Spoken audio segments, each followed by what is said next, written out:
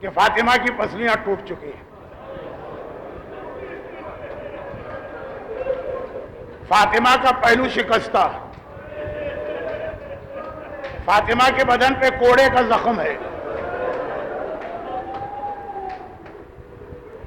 مگر وقت نماز آئے تو دیکھیے کہ کس طرح سے فاطمہ مصلی پہ جا کے نماز پڑھ رہی. پھر وہ وقت آ گیا کہ زخم تو بڑھتے جا رہے ہیں نا، وہ وقت آ گیا کہ فاطمہ کے لیے چلنا مشکل ہو گیا. آپ میں سے جو لوگ مدینے میں حجرہ فاطمہ دیکھ چکے ہیں، وہ حجرہ فاطمہ کتنا بڑا، ارے آپ کے گھر کا بیڈ روم جو ہے اس سے بھی چھوٹا ہوتا ہے اس کا کمرہ، چھوٹے چھوٹے کمرے، اتنا سا کمرہ. فاطمہ کے لیے اپنے بستر سے جان نماز تک جانا کتنے قدم کا فاصلہ ہوگا، یہ مشکل ہو رہا ہے. لیکن فاطمہ جاتی ہیں، اور کس طرح جاتی ہیں یہ تاریخ سے پوچھیں.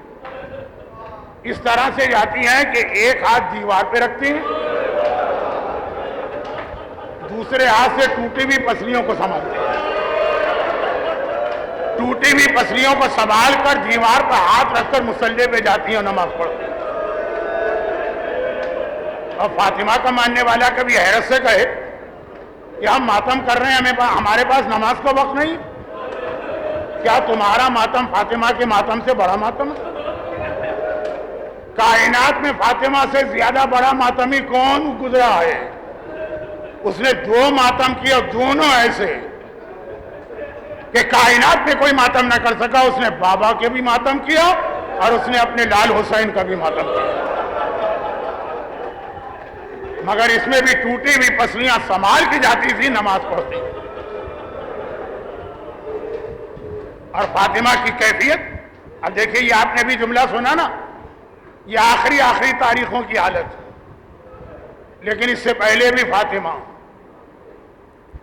جس دن سے بدن پہ کوڑا پڑا اس دن سے فاطمہ بیمار. لیکن ایک جملہ انگریزی میں کہا جاتا ہے، چلے اردو کا لفظ مصائب میں اچھا نہیں لگا، جسمانی تشدد سے بڑا ذہن کا تشدد ہوتا ہے، مینٹل ٹارچر. فاطمہ یہ سب برداشت کرنے، لیکن جب یہ کہا گیا کہ آپ مدینے میں اپنے باپ کا ماتم نہیں کر سکتے،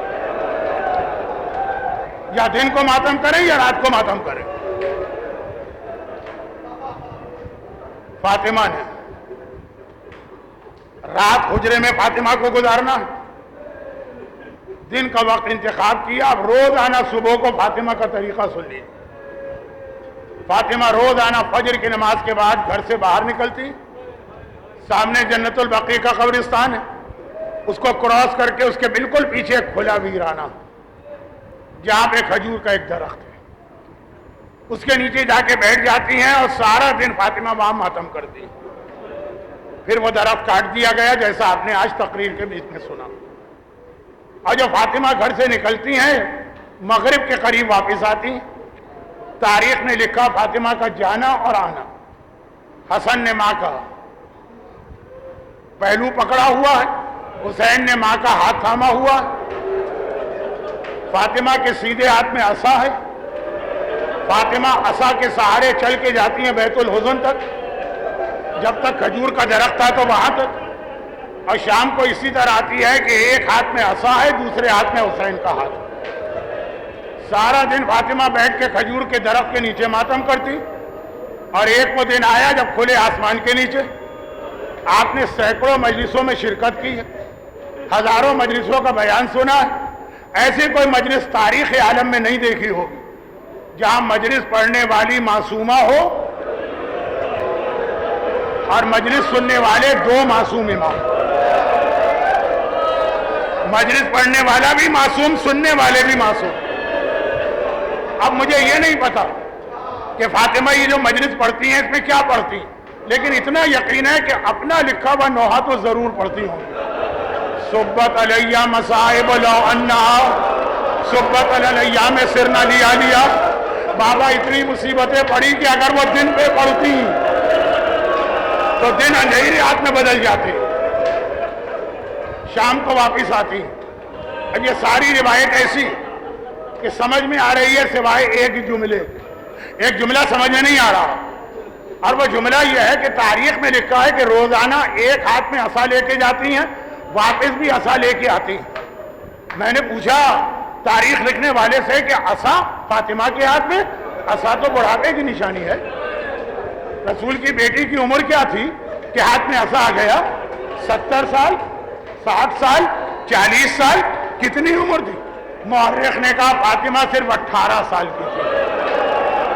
18 سال میں فاطمہ اتنی ضعیفہ اور بوڑھی ہو گئی کہ بغیر عصا کے چل نہیں سکتی ہیں۔ بس میرے آخری جملے، اتنی ضعیف ہو گئی 18 سال میں، جوانی میں بوڑھی ہو گئی۔ آپ نے جوانی میں کسی کو بوڑھا ہوتے دیکھا ہے؟ ہاں، میں نے ایک اور کو بھی دیکھا۔ جوانی میں 2 ہی میں نے بوڑھے دیکھے، ایک رسول کی بیٹی ہے جو اتنی ضعیف ہو گئی کہ 18 سال بغیر عصا کے چل نہیں سکتی، اور ایک کربلا اور شام سے آنے والا میرا مظلوم آقا سجاد جوانی میں اتنا بوڑھا ہو گیا کہ جب محمد حنفیہ نے شہر سے باہر نکل کے استقبال کیا تو ڈھونڈ رہے تھے میرا 24 سال کا یتیم بھتیجا کہاں ہے۔ یتیم بھتیجا تو نظر نہ آیا، 70 سال کا بوڑھا نظر آ گیا۔ سر کے بال سفید، داڑھی کے بال سفید، بھروں کے بال سفید، چہرے پہ جھریاں ہیں، کمر جھکی۔ قریب گئے، کہا کہ اے مرد بزرگ، میں تو اپنے پورے خاندان کو جانتا ہوں، تیری عمر کا تو میرے خاندان میں کوئی تھا ہی نہیں، لیکن اب تو ہی مجھے بتا میرا جوان بھتیجا سجاد کہاں ہے؟ اور ایک بار وہ مرد بزرگ کہتے ہیں چچا محمد حنفیہ، آپ نے مجھے نہیں پہچانا، میں ہی تو آپ کا بھتیجا سجاد ہوں۔ اب ایک آخری جملہ سنیے، یا فاطمہ جوانی میں اتنی بوڑھی ہو گئی کہ 18 سال میں عصا لے کے جا رہی، یا میرا مظلوم آقا سجاد جوانی میں اتنا بوڑھا ہو گیا۔ اگر میں فاطمہ سے پوچھوں شہزادی آپ جوانی میں اتنی بوڑھی کیسے ہوئی، تو ان کے کئی جواب ہوں گے۔ کبھی کہیں گی میرے محسن کا لاشا دیکھ، کبھی کہیں گی میری ٹوٹی پسلیاں دیکھ، کبھی کہیں گی میری کمر کا کوڑا دیکھ، یہی سب جواب دیں گی نا۔ لیکن مولا سجاد آپ جوانی میں اتنے بوڑھے کیسے ہوئے؟ وہ صرف ایک لفظ کہیں گے، ایک لفظ، الشام، الشام، الشام۔ آئیے شام کے بازار و دربار ہیں جنہوں نے سجاد کو ڈھونڈا۔ خدا بندہ مصائب سیدہ اور مصائب وارث کربلا پر اتنا گریہ کرنے والے، ان کے گریہ کا واسطہ ان کو، ان کے گھر والوں کو، ان کی اولادوں کو دنیا اور آخرت کی ہر پریشانی سے محفوظ فرما۔ آج بھی جہاں جہاں لوگ مظلوم ہیں سارے ظالموں کو نیست و نابود فرما، لیکن اہل بیت پہ ڈھائے جانے والے ظلم کا بدلہ لینے کے لیے اپنی آخری حجت وارث معصومین امام زمانہ کے ظہور میں تعجیل فرما۔ خدا بندہ مشکل کشا کا ذکر ہوا اور اس فاطمہ کا ذکر ہوا جس پہ نظام کائنات چل رہا، اس کی تشریح کل آئے گی۔ جو جو حاجت مند حاجتیں لے کے آئیں ساری حاجتیں سب کی پوری فرما۔ ہمارے تمام مرحومین خصوصاً اس صف اعضاء کے خدمت گزار ان کے خاندان کے مرحومین کی مغفرت فرما۔